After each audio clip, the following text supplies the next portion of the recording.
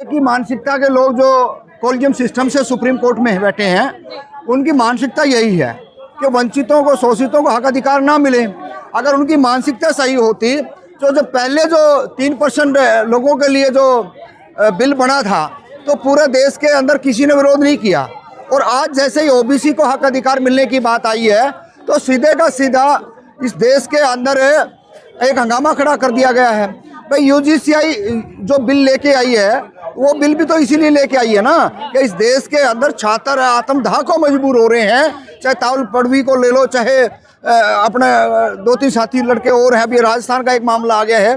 तो ये तो सीधा सीधा है कि इस देश के अंदर बहुत बड़े स्तर पे बदलाव होने की ज़रूरत थी।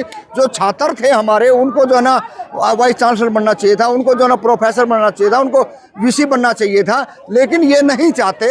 इनकी मानसिकता में कहीं ना कहीं खोट है।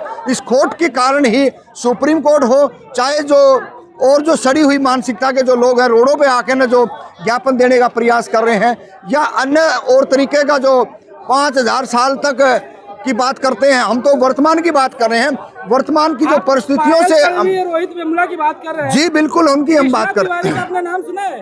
फर्जी केसों में फंसा दिया गया, SC/ST का एक देखिए 20 साल जेलों में अगर वो रही हैं तो उन्होंने कुछ किया होगा। इस देश के अंदर कानून व्यवस्था है, पुलिस है, कोर्टें हैं और सामाजिक न्याय के अलग अलग संगठन बने हुए हैं। हर आदमी फैक्ट फाइंडिंग करता है, ऐसा नहीं है कोई फैक्ट फाइंडिंग नहीं होता। जब उन्होंने कुछ गलत किया होगा तो सजा भुगतनी पड़ी है, और आप उसको क्यों ले रहे हो? अमर खालिद का कोई भूमिका नहीं है, कोई रोल नहीं है। आज वो भी तो 5-6 साल से जेल में बैठे हैं ना। आप अपने अपनी बात करते हो, और जब हमारे हक अधिकार की बात आए तो पता नहीं कहाँ से पुराने मामले को उखाड़ देते हो। तो ये तो सोचने का विषय, यही सुप्रीम कोर्ट कर रही है। साहब, आप क्या चाहते हैं, जो स्वर्ण जाति के लोग हैं वो देश छोड़कर चला जाए? नहीं, हम नहीं चाहते देश छोड़ के चला जाए। हमारे को भाई बना के रखे, चारा बनाने का काम बंद करें। ये चारा बनाने का जो बार बार आपने एक षड्यंत्र, एक साजिश समझ रखी है, ये अब चलने वाला नहीं है। लाखों स्कूलों को लागू हो जाता है, लाखों स्कूलों को सुन ले पत्रकार महोदय, लाखों स्कूलों को इस देश के अंदर वर्तमान 2014 के बाद जो सरकार आई है वो बंद कर रही है। उससे पहले सरकारें को काम होता था कि स्कूलों को खोलें, और जो गांव देहात के अंदर, जो शहरों कॉलोनियों के अंदर जो साफ सफाई का काम करते हैं, जो कंस्ट्रक्शन का काम करते हैं, जो और अन्य तरीके के जो काम करते हैं, उनके बच्चे पढ़ लिख करके कहीं ना कहीं एक अच्छी पाइपलाइन में आए। लेकिन ये लागू होगा तो कितना बड़ा, मतलब जो है दो जातियों के बीच में लड़ाई होगा? आपको कोई लड़ाई नहीं होगा। हमने आज तक लड़ाई नहीं करी गई। जब हमारे राजनीतिक हक छीने जा रहे हैं,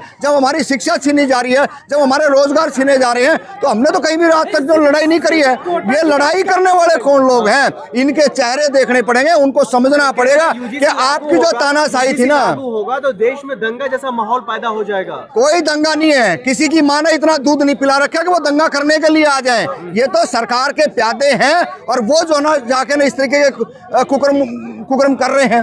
नहीं तो सरकार को सुप्रीम कोर्ट को संज्ञान लेना चाहिए। सरकार ने लागू किया, सरकार की मंशा नहीं थी। यूजीसीआई बिल लेके आई सरकार ने, अगर उनकी मंशा होती तो सुप्रीम कोर्ट के अंदर सही तरीके से इसकी फैक्ट फाइंडिंग रखते।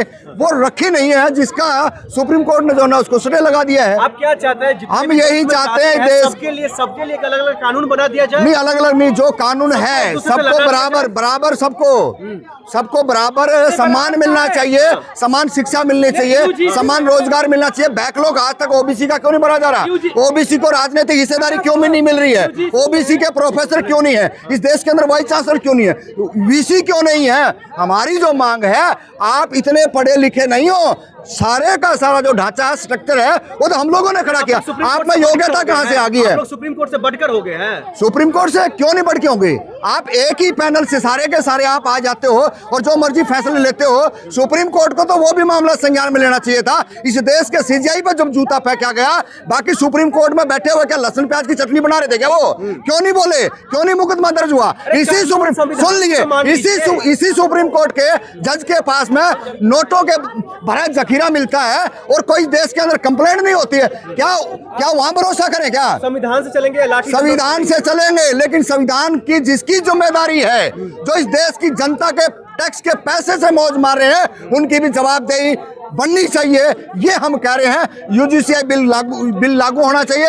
अगर बिल लागू नहीं होगा ना, हम धमकी नहीं दे रहे हैं, हम धमकी नहीं दे रहे हैं, ये चैलेंज के साथ कह रहे हैं कि आप लोगों को ये समझ लेना चाहिए कि नहीं तो रोडों के ऊपर क्या होगा, 50 से 60% आबादी को आप अंधेरे में धकेल नहीं सकते हैं। आप ये चंद्रशेखर का बोल क्यों बोल रहे हैं? वो भी कह रहे हैं हम दिल्ली नीला कर देंगे, आप कह रहे हैं जो हम सड़कों पर चलने नहीं देंगे। धमकी दे रहे हैं क्या आप मिलकर? हमारे अधिकारों पे हथौड़ा चलता रहे, हमारे हथियारों पे तलवार चलती रहे, हमारे अधिकारों का हनन होता रहे और हम चुपचाप बैठ जाएं, ये नहीं होगा। इस देश के अंदर जो हमारे महापुरुषों ने जो संघर्ष किया था, चाहे वो शिक्षा के लिए हो, चाहे रोजगार के लिए हो, चाहे समानता के लिए हो, चाहे देश की कृषि लैंड के लिए हो, वो संघर्ष आज भी जारी है जब तक हमारे हक अधिकार और नहीं मिलेंगे।